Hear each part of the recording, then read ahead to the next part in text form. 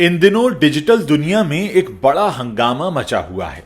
एक तरफ news agency Asian news international यानी एएनआई और यूट्यूबर्स के बीच कॉपीराइट स्ट्राइक को लेकर तनातनी चल रही है, जो थमने का नाम नहीं ले रही है। दूसरी तरफ भारत सरकार के मीडिया उपक्रम प्रसार भारती ने यूट्यूबर्स और कंटेंट क्रिएटर्स के लिए एक बड़ा तोहफा निकाला है। प्रसार भारती ने अपने डिजिटल प्लेटफॉर्म पीबी शब्द के जरिए ऐलान किया है कि क्रिएटर्स अब मुफ्त में वीडियोस, फोटोग्राफ्स और खबरें ले सकते हैं, वो भी बिना किसी कॉपीराइट स्ट्राइक के डर के। इस खबर ने सोशल मीडिया पर तहलका मचा दिया है। प्रसार भारती ने अपने ऑफिशियल एक्स हैंडल पीबी शब्द पर लिखा कि कॉपीराइट स्ट्राइक से डरने की जरूरत नहीं है। पीबी शब्द पर पाएं सरकारी, भरोसेमंद और मुफ्त कंटेंट, बिल्कुल स्ट्राइक फ्री। क्रिएटर्स के लिए गेम चेंजर प्लेटफॉर्म। इस ऐलान के बाद से हैशटैग क्रिएटर्स विद शब्द ट्रेंड करने लगा है और क्रिएटर्स इसे अपनी आजादी की जीत बता रहे हैं। दरअसल एएनआई और यूट्यूबर्स का विवाद पिछले कुछ हफ्तों से सुर्खियों में है। कई बड़े यूट्यूबर्स मोहक मंगल, रजत पवार, नितेश राजपूत और ध्रुव राठी ने एएनआई पर गंभीर आरोप लगाए हैं और उनका कहना है कि एएनआई यूट्यूब की कॉपीराइट पॉलिसी का गलत इस्तेमाल कर रही है। ये यूट्यूबर्स बताते हैं कि एएनआई उनके वीडियो में इस्तेमाल किए गए छोटे छोटे न्यूज क्लिप्स पर स्ट्राइक भेज रही है और फिर उनसे लाखों रुपए की मांग कर रही है।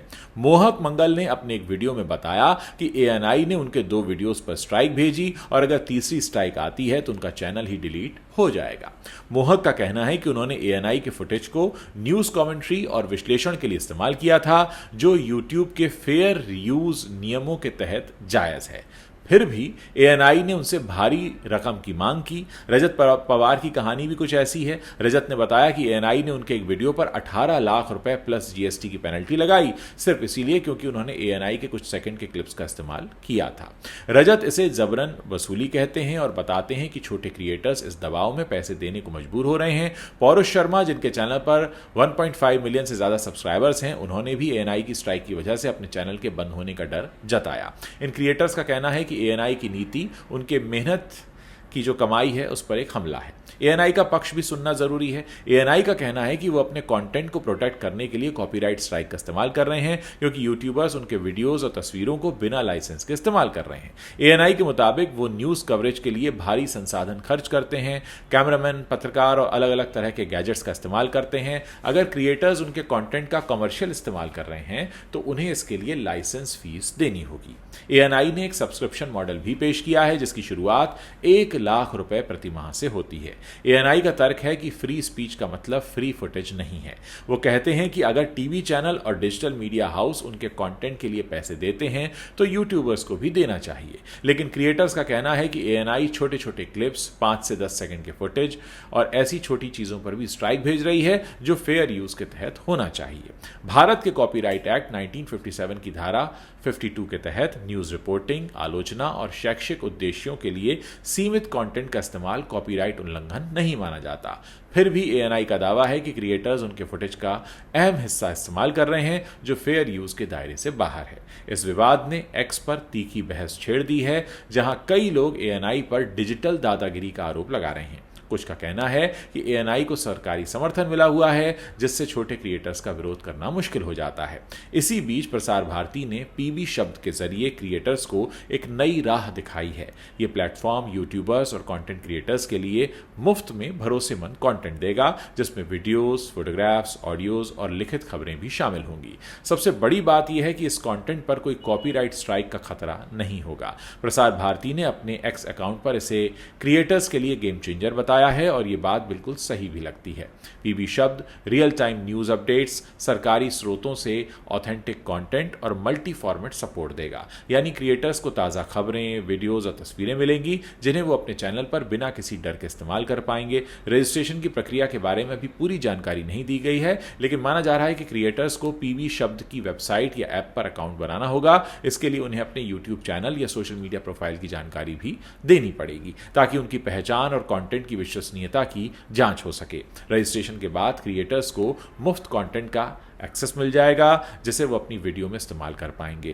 क्रिएटर्स को सलाह है कि वो पीबी शब्द के एक्स हैंडल या प्रसार भारती की आधिकारिक वेबसाइट पर अपडेट्स चेक कर लें। क्रिएटर्स शब्द.प्रसारभारती.org पर जाकर अपना अकाउंट भी बना सकते हैं और इसमें उनको अपना प्रोप्राइटर प्रूफ और पैन कार्ड अपलोड करना होगा।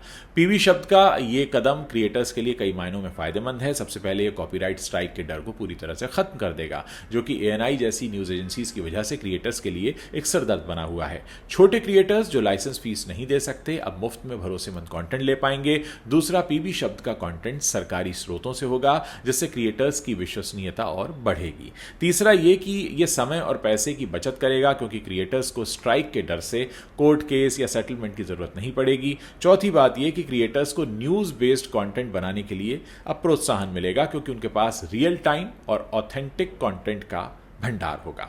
कुछ विशेषज्ञ इसे प्रसार भारती की स्मार्ट रणनीति मान रहे हैं, क्योंकि यह न केवल क्रिएटर्स को सपोर्ट करेगा बल्कि सरकारी समाचारों को ज्यादा से ज्यादा लोगों तक पहुंचाने में भी मदद करेगा। यह डिजिटल इंडिया पहल का हिस्सा माना जा रहा है, जो डिजिटल अर्थव्यवस्था को मजबूत करना चाहती है। हालांकि private news agencies ANI, PTI और आईएएनएस ने जिस तरीके से अपने पैकेज को तैयार किया है, जिसमें raw footages, package news, visuals और बाइट शामिल हैं, इससे उलट पीबी शब्द पर अभी ज्यादा कंटेंट और फाइल फुटेज उपलब्ध नहीं है, जिससे नए यूजर्स को थोड़ी परेशानी तो होगी। लेकिन एक बात तो है कि प्राइवेट एजेंसीज को लाखों रुपए महीने देने से अच्छा है कि सरकार के सिस्टम से थोड़ा लाभ उठाया जाए। आखिर यहां भी तो हमारे टैक्स का ही पैसा है। जब सुधीर चौधरी यहां करोड़ों रुपए का पैकेज ले सकते हैं, तो फिर आम पत्रकार और क्रिएटर्स ये फायदा क्यों न लें। खैर, एएनआई और यूट्यूबर्स का विवाद कई बड़े सवाल भी खड़े कर रहा है। भारत का कॉपीराइट एक्ट 1957 अब पुराना पड़ चुका है और डिजिटल युग में फेयर यूज के लिए कुछ नए और स्पष्ट नियमों की जरूरत होगी।